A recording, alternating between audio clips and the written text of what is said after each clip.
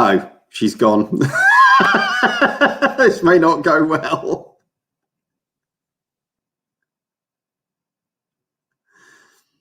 Hello, everyone. I was expecting Izzy to be here because she set this up. She was there 30 seconds ago. Yeah, that crashed. That was really slick. It started and you weren't there. I know it started, but you did so well, I'm sure. Did you do well, guys? Was it okay? I don't know if there's anyone here. I think there is. There's a few people here. Do not worry. We are live right now. Apologies, everybody. Welcome to Terrible Lizards. I am Izzy Lawrence. And we have seen that. Yeah, that's me. That is, she says, Dave Hone. This is Shiv. Shiv is watching. If you are watching, do give us a like, say hello. If you have any questions, please interrupt and ask. Now, this is the perfect greeting right here. And yay. Oh, look already. You loved the latest episode, Dan. Well, you'll be really happy because we're going to talk about the brand new dinosaurs. Hello, says Ben. Hello. It is great to have so many of you online already. I will try and keep on top of everything. So, Dave, what is our latest episode about? Why did Dan love it so much? Because a new paper dropped today, led by Chris Barker, but also including me and a whole bunch of other people, naming not one, but two new carnivorous dinosaurs, both baryonychines, which from the name you might realize is very close relative to baryonyx, and like baryonyx are from the southeast of the UK, about 8-9 meters long, probably predominantly fish-eating animals, and yeah, they're cool, obviously. Oh, you're doing your heron impression. Yes. I'm doing it. Well, one of them is, you're going to have to say... Ceratopsucops infernidius, the crocodile-faced hell heron. Which is not my mother.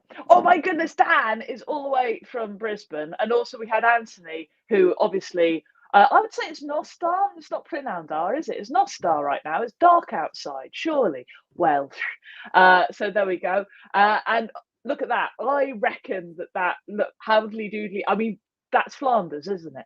Anyway, yes. So yes, these dinosaurs. I'll just bring up a picture of the paper so that people know what on earth we're talking about. No, that won't do, will it? Yeah. Because I've got to actually share the screen again. Because I had it all prepared, guys, and then Chrome crashed, and it was really fun.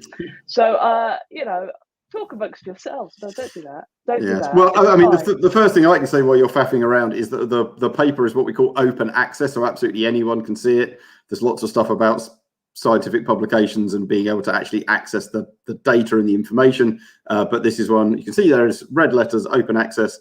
So if a quick Google should turn it up without too much hassle, and anyone can look through it and read it. You go to terriblelizards.co.uk and actually click the link of the latest episode, and it is the first thing that we link there. So if you want to do that, I'm just going to get rid of this nature briefing. There we go. But there they are. Oh, there is. Yeah, well, there's the skeletal restorations, and as usual, and if people hadn't guessed, these things are fairly incomplete. So Ceratopsucops in the background in the grey silhouette is a snout, and basically the brain case around the brain and the kind of top and back of the skull. We've got almost the exact same bits for Rhiparovenator, but Rhiparovenator also has, as you can see, a very big chunk of tail. So they are annoyingly incomplete. But for anyone who hasn't listened to the episode yet, the really neat thing about them is that not only do we have the same bits for each of them, but Baryonyx, the other British one, we also have a snout and a brain case in the back of the skull. And then a thing called Suchomimus from Niger in West Africa is also known from a pretty complete skull, including a snout and a brain case. So even though they're all pretty fragmentary, or at least these two new ones are pretty fragmentary, we can compare the exact same features in every single close relative, which is obviously normally something you can't necessarily do because you've got the arm of one and the tail of another and the head of a third one. We actually have all the same bits, and skulls in general and brain cases in particular contain loads and loads of important information for working out species. So almost if you had to pick a bit, that's the bit you'd pick. So we were really lucky in that regard. I mean, what I like about this is it's very Star Trek, because you can basically tell species by the brain case and the forehead and the by the ridges, yeah. Exactly. So we know that they're definite distinct species from baryonyx and from each other as well. And they're all located. So are we just like, is the south of England just Spinosaur Central? Is this... Well, this is a thing with Spinosaurs in that they have this weird... I was going to say hypocrisy, that's the wrong word, but paradox, in that they're generally very rare right up until the point that you find them, and then they're suddenly super common. And the inference of this has been, I wrote about this about 10 years ago, and I'm not sure anyone had actually said it beforehand. I think I may have been the first person to say it. I think I was, but it suggests that they have some kind of ecology whereby most of the time they don't work very well, which is why they're very rare. But when everything is spot on, they're extremely successful, and that's why we find A, lots of them, and B, multiple species together. This isn't the first time there's been multiple Spinosaurs found in the same location. So we're not even that aspect of it isn't actually a particularly big surprise or a big new thing that we've discovered. So what sort of ecology do Spinosaurs like? Do they like mountains or deserts or wetlands? What's their thing? So they're generally regarded as being piscivorous. That's the term you always hear. They're fish hunters, or at least they're hunting things in water, and that even the term piscivory is kind of generally means, that's going to include little crocodiles and baby ichthyosaurs and probably the odd squid if they're in the marine system and stuff like this. It's almost certainly more complicated than that. So even though you see Spinosaurs referred to as, they're piscivores, despite the fact that Spinosaurs are rare and we have very few specimens for them, we have a greater range of prey items known for Spinosaurs than any other theropod, which suggests that they're not dedicated piscivores, because otherwise we'd only ever find fish, and we don't.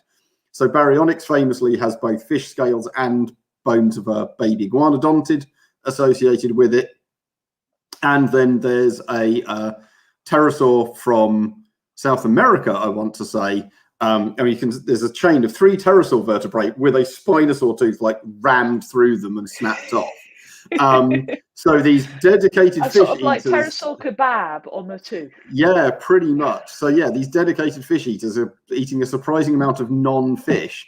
So yeah, and again, crocodiles, modern crocodiles, a lot of them eat fish for a major part of their diet. But as we know, when you watch every Attenborough documentary, when the wildebeest cross the river, you know what's going to happen. And it's probably pretty similar in that regard. They don't actually have fish-eating dedicated skulls. If they did, they'd look more like dolphins, or they'd look like things like gharials, those super long-snouted crocodiles, or the slender-snouted crocodile, or the false gharial tomistoma, or big long-snouted ichthyosaurs, and they don't. What they look like is crocodiles. Crocodiles specifically, not even alligators or caiman or anything like this. And that is something of a good generalist skull, which can feed in water, but can do other things as well, including tackle wildebeest, which are pretty big compared to even a big crocodile. So these are, I think, fairly generalist skulls, though notably baryonychines have twice as many teeth as spinosaurines, and their teeth are rather thinner. So that does suggest they're going for something smaller on average. Okay, so what is it about? Because I think loads of people want to know, because I think all Spinosaurs have this sort of strange curve right up by their premaxilla, is that right? So yeah, the premaxilla is the bit highlighted in white, and then you've got the maxilla behind it. So those are the 2 teeth-bearing parts of the upper jaw. So yeah, there are 2 key features there. So first of all is the notch, and that's that little thing that you're referring to. And if you scroll slightly to the right or left, no, other way. There we go. So that on the right, so that is the premaxilla, so the very tip of the snout, now seen from underneath. So if you're being eaten, that's what you'd see. Yeah, those little white bobs. As it crunched down on your face. Yeah, those little white bobs are the tooth sockets. And so that we call the terminal rosette. So it's at the end, and you can see it really narrows dramatically on the left, and then it expands out. And again, you don't see that in basically any other theropod. You do see it in a bunch of crocodiles. They have this slightly rounded expansion, then it comes into a notch. I don't think anyone's really looked at the mechanics of it, but it's almost impossible to think that it's not associated with biting things quickly that are a long way away from your head. Yeah. But yeah, I genuinely don't think we know exactly, but it's very notably. They've got a very sensitive tongue or something that they don't want it to touch. You know. Well, the last thing you want to do is to constrict your jaw in that case, because you're really running the risk then. They're just very posh. They're very posh. Yes. They're good at eating crumpets. So we have a nice little question here, because we've got a bit of the brain. Looking at that one. Dan was saying, can you use the size of the brain case to figure out if one was smarter than the other? Does a bigger brain mean more brain power? Does size matter, Dave? Over to you. So on average, for two animals of the same mass, a bigger brain generally means more brain power. More intelligence, though not necessarily. Animals expand all kinds of different bits of their brains to do certain different things. So things like squirrels and I think it's jays have a big expansion of the memory part because they're really good at remembering where they buried all those things. They're not necessarily any smarter. They've just devoted a big chunk of their brain to that one task. In these cases, we haven't scanned the brain cases to get an exact internal volume. However, Mark 1 eyeball, looking at them and holding them up side by side, they're near as damn it identical. And the animals are near identical in size. I'd be very surprised if one was much smarter or better at anything in particular than the other one. In the same way that you wouldn't particularly expect crocodile A to be much smarter than crocodile B, or a lion to be much smarter than a tiger, or any other kind of pair of comparisons like that. You say they're both similar size, so are they both the same sort of age? Well, that's the obvious inference. They do show similar levels of fusion in the skull, that they fuse some slightly different bits, which is fairly normal because animals don't grow entirely uniformly, and there's not they don't do A, then B, then C, then D. There's a bit of a smear of that. So they are almost identical in size to each other and almost identical in size to baryonyx. And all three show similar degrees of fusion in the skull. It is certainly possible that one or other is considerably older or younger than the others. If so, that would actually only mark it out as being more weirdly different if it was a near identical size, but had achieved that in half as many years, say.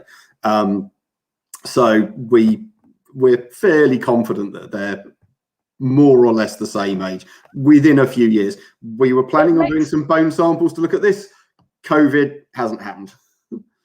I imagine though that it makes sense if they're all sort of like that sort of juvenile, like late teenage sort of years, where they're all a bit sort of like wacky and they're taking too many risks, hence why they get buried. We have a really lovely question here from Mark. He says, "Hi Dave, I'm here too, Mark, but never mind." But he knows me. Yeah. Were the two new specimens from the same horizon, or were they distanced in time? How likely is it that two distinct species coexisted, exploiting different niches?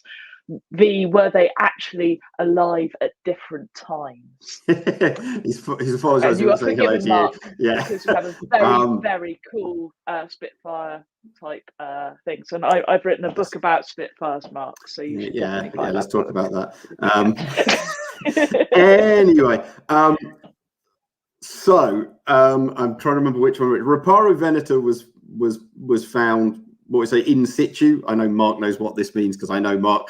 But that was fixed in a horizon, as in we dug that out of the ground. We know exactly which bit of rock it came from.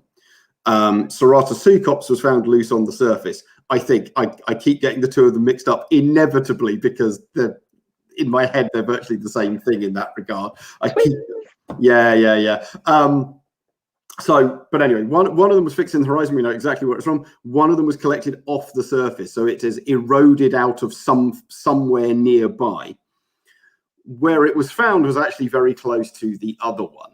So they are definitely from very similar times. Whether or not the loose one was from the exact same rock section as the other, we don't know, because it was loose on the surface. So it is perfectly possible that they were in the exact same bit of the rock formation. It is possible they're a few million years separated. And when you say few, you don't mean, I think we said on the podcast it was like 2 million years. Yeah, like 2 or 3. I mean, more than enough time that one species could have gone extinct and the other one appeared. But not like 50 million years or anything like that. Could 2 live together? Yes, absolutely. So this is, I think, cheetahs and lions could live together. Well, yeah, I mean, more extreme even than that when you remember that these animals are very similar. Magpies and crows. Well, yeah, I mean, 2 types of crow and ravens and jackdaws and choughs and yeah, so we have lots of very similar ones. But even for big carnivores, you look to India and you've got lion, tiger, and leopard coincident, for example. Again, in India, you get the mugger crocodile. You occasionally get the estuarine crocodile all the way up from Australasia, on top of having gharials locally. South America, I think I managed to spot in one paper there was like 2 different caiman and a crocodile found in the same location. This is pretty common, and actually we see it with theropods as well. Everyone brings up Tyrannosaurus, but T-Rex is a weird exception to this rule. If you just drop down a couple of million years in Canada, you've got Albertosaurus, Gorgosaurus, and Daspletosaurus all sympatric. You've got 3 big-bodied tyrannosaurs all living on top of each other. You've probably got 3, if not 4, in Mongolia at that point. The famous Morrison Formation in the US, you've got Allosaurus, and you've got Saurophaganax, and you've got Marchosaurus, and you've got Ceratosaurus. So, and again, some of these are very similar to each other. We've now got 2 species of Allosaurus. So, yeah, multiple large predatory animals that are close relatives and very similar in their fundamental body shape, anatomy, and even ecology can still live together really quite happily. There's not this, this is my problem with the idea of the top predator, that there is the thing. Apex. Yeah, it doesn't really work like that. Therefore, yeah, it's a complete misunderstanding or misconception of ecology that you have a top predator, and also the idea that multiple big carnivores don't coexist. They absolutely do all the time. So in that regard, this is normal. Like we say, we've got at least 2, and I think many people would suggest probably even 3 Spinosaurines in North Africa living together. There's arguably a couple in Spain. So yes, multiple Spinosaurs overlapping, totally normal. Now, you're going to have to do a lot of explanations for this question, Dave, because I need to know the difference between genera, genus, and species for this. So you're going to need to explain that basically. Bloody hell! I don't know why Julian's asking this. He can just ask Darren. No, Chris when he sees him. Because it's useful for everyone. So the question is: firstly, is it possible that they were Chrono Species, which I assume is a bit like being a chrononaut? And what justifies the erection of 2 genera as opposed to 1 genus and 2 species? So what's the difference between the genus and the species? Yeah, so let's tackle them in reverse order, because it will make things easier. So we have, well, people still use and desperately need to stop using these old Linnaean ranks of kingdom, phylum, class, order, family, genus, species. And the idea is you're going from bigger inclusive groups to narrower and narrower and narrower ones. So we are Homo sapiens, the species sapiens, but we sit within the genus Homo, which includes Neanderthals, Homo neanderthalensis, Homo floresiensis, and Homo naldi, and a bunch of others. So it's basically the next one up. And so really, you're, at least with morphology and anatomy, when we're dealing with things like dinosaurs, what we're really dealing with is, just how different are they? If they're really very similar indeed, but a bit different, we'd probably call them species. So Triceratops horridus and Triceratops porosus. I've suddenly forgot what it's called. Prorosus. I don't know. Diplodocus carnegii and Diplodocus longus, for example. First of all, they're very rare in dinosaur taxonomy because different taxonomists run things differently. Like beetles, it's kind of normal to have 300 or 400 species in a genus, even 1,000 species in the genus.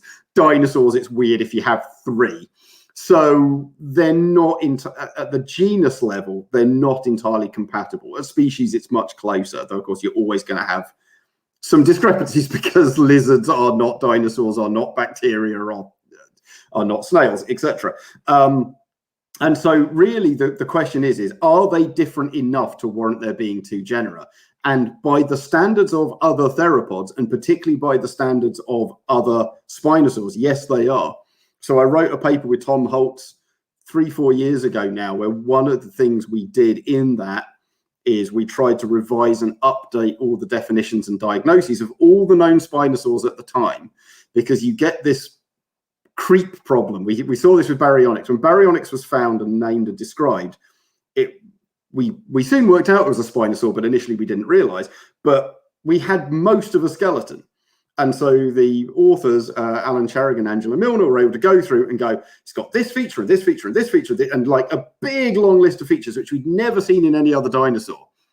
And then we found Suchomimus, and now we found Ichthyovenator and all these other Spinosaurs. And you know what? They all have them. So those features don't diagnose Baryonyx anymore, but basically no one had updated that list. So it's a bit like when you're playing Guess Who, and initially you're just like, well, I'm looking for a man. It's like, well, mine's really unique. It's a man. And you flip down everything. So if you don't know how many men there are out there, then it basically, what looked unique to begin with is actually really common thing. Like everybody's got a nose. Yeah. So things like that jaw notch and the terminal rosette were regarded as a specialist Baryonyx feature, and we now know that that's actually a great way of defining the entire clade because they all have it. So anyway, Tom and I went through and went back through things like that diagnosis, the one for Suchomimus, which 2003 originally, hadn't been updated since, and went, all these features need to come out because we now know they don't work anymore, but actually they overlooked these, and that actually probably firms them up a bit. In fact, he's got a hat and glasses. Yes. Suchomimus, we can tell. So we basically, I was going to say rewrote, that's pushing it. We revised these existing lists, and you found that you've got, something like 6 to 10 unique features for each skeleton. That's not that many, but again, remember, most Spinosaurs are extremely fragmentary, and we have just as many, if not more, differences for some of the for Rhiparovenator and Ceratosucops, as we have for things like Suchomimus. So if they are as different from each other as each is from Baryonyx or Suchomimus or even Spinosaurus, there would be no reason not to call them new genera as well as being new species. So we have. Yeah, well, it's really cool. It just looks really sort of weird that you've got we've only got Baryonyx and now we've got this and this as well. All in a day. It's like, couldn't you spaced it out and made it cooler? Yeah, we have found hang on. paper. Well, we haven't done the Chrono Species question yet, because obviously I know. This is the problem. Go back to this one. What he can write in 2 and a bit lines.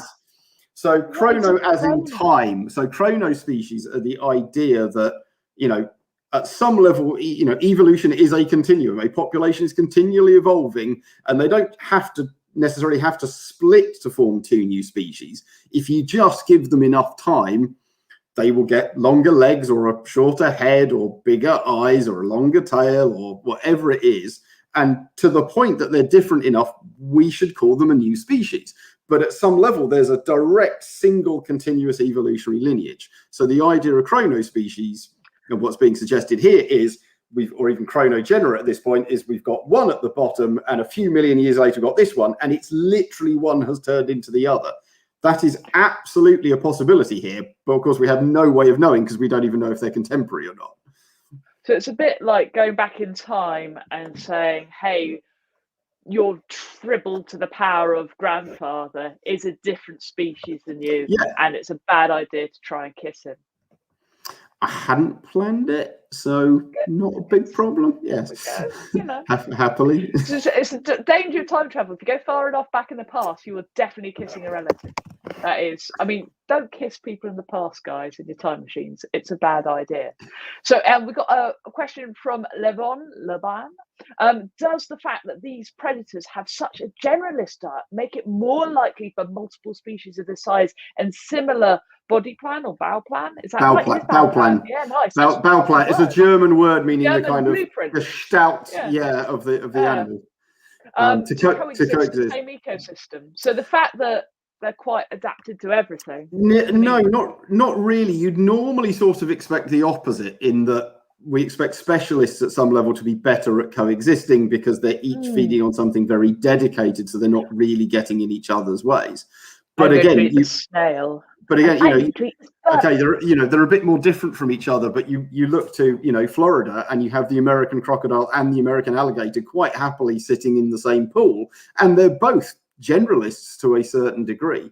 And it's all about how these animals are, partitioning resources effectively at an ecological level. Exactly what are they going after, and how are they separating out? And of course, we don't know from the material that we've got and the time we've put into it so far. But for example, one could be focused on the actual beaches and coast, and one could be going up the rivers and into the lakes. One could be nocturnal and one could be diurnal. One could be feeding quite a lot on land and only a bit in water, and the other one doing the reverse. One could migrate seasonally and the other didn't. There are so many possibilities to this kind of thing. And even if they were actually, again, still both big generalists, that doesn't necessarily mean that one's going to outcompete the other. Maybe in the long run they had. We don't know. Maybe Ripari veneta lived there happily, and Ceratoseucops turned up completely by chance. It lived hundreds of miles away, and this was a random individual which happened to have turned up. Wally the walrus, normally, normally in Iceland or further, just popped up in South Wales and then ultimately in Cornwall. Okay, that's 1,000,000 to 1 chance, but there is no reason to think that Wally wouldn't have just keeled over and been buried. And 5 million years later, paleontologists would go, wow, you had walruses and carboseals in the same ecosystem. It's like, no, one turned up once. You just happened to have seen it. That's obviously extraordinarily unlikely, but we just don't know what they're doing. And these are at least possible, and certainly what are the chances of getting fossilized anyway? I mean, millions to 1. But again, but then the flip side of that is the kind of ecological disaster like a mass forest fire or a mass flood or a mass drought is exactly the kind of thing which would A, drive a lot of animals into places they hadn't been before, and B, kill them with no chances of being scavenged because everything else is dead, so that they get fossilized. So in fact, the very act that might bury them is exactly the act which might drive you into an unusual situation and give you a misleading picture of what the reality of their ecology was. Because paleontology is such fun. Yay! But this is what, we talked about this in an episode. This is why I get annoyed with people over-interpreting this really limited data, because it's so easy to fall into traps like that. This one's quite a good one.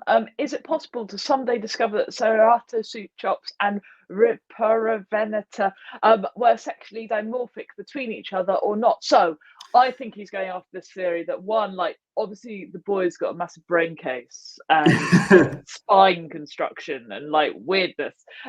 Is that possible? It's very unlikely. So we do see a bunch of features in them which are none of the classic dimorphism things that you would expect. So big sexual display features or big changes in body size or things like this. One of the things we do see is a reorganization of the back of the skull. For one of them, they have at the back of the just looking around because I've had my Velociraptor skull here for 2 years. I'm going to get back to the office, so I haven't got it. At the back of the skull, you've got the whole, the foramen magnum, where the neural canal goes into the brain and then out into the rest of the body. I have a fact about that, which is going to ruin your entire bit, but it's really good. When you get these people who say, oh, look, they had Cyclopses in the old days. They show this one picture, which is of human jaw bone, and then the top of the head, which is just turned so that you can see where the hole is, and that's the Cyclops eye. So there you go. That's what I always think of when you say that. But anyway, that's not. But anyway, so if you're looking straight at the back of the head, you've got this hole, the foramen magnum. A bit above that and to the side, you have these pair of wings. You have these pair of little square processes that come out a bit like this, actually about this size, and sit either side. In basically everything, they just go out sideways. And I mean, in pretty much all theropods. In Ripari veneta, they point down. We've never seen that before. And that would reorientate at least some of your jaw and neck muscles, which implies it's doing something a bit weird with its jaws, or at least different to other baryonychines or other Spinosaurs. It would be very weird indeed if that was the sexual dimorphism difference, that they constructed their skulls differently. It looks purely ecological. Now, the counter to that, of course, is that occasionally, and it's very occasional, you do get animals that are dimorphic ecologically. And so you have males and females who have different constructions of their feeding apparatus because they're feeding on different things. But A, boy, is that rare, and B, there is no reason to think at all that it would turn up in these guys. And again, they are showing a mosaic of things that are similar and different with Baryonyx and Suchomimus. If they were sexual dimorphs, they should be basically identical. And we'd really expect to see differences in things like just the crests, or just the bulges on the eyes, or one just being bigger than the other. And none of that's in there. So it's very unlikely they're dimorphic and therefore the same species.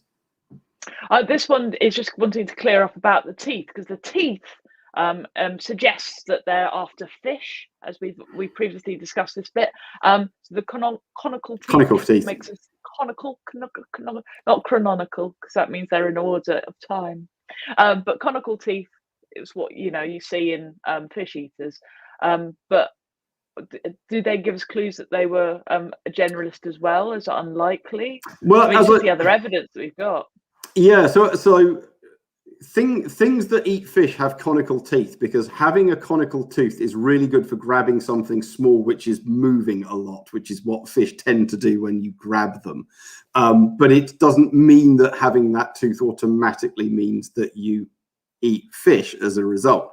And again, that absolutely everything you have mechanically pretty much has some kind of trade-off.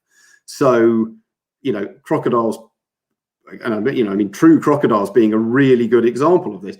Even really big crocodiles that are pulling down antelope and wildebeest and zebra and stuff, still like 50+% of their diet is fish. So fish are super important, and having certain specialist fish adaptations is going to keep you going. But at the same time, you're also trying to eat these other things as well, and those are also important. So they haven't gone for super long jaws with millions of teeth, like you see things like gharials, tomistoma, again, particularly things like the river dolphins and stuff like this. But they have got a more crocodilian skull, which is also pretty good at biting big, chunky stuff as well. So yes, those teeth look a lot like what you would expect for a fish eater, but that also doesn't mean that they're purely eating fish. Is exactly what we see in crocodiles, and indeed alligators for that matter.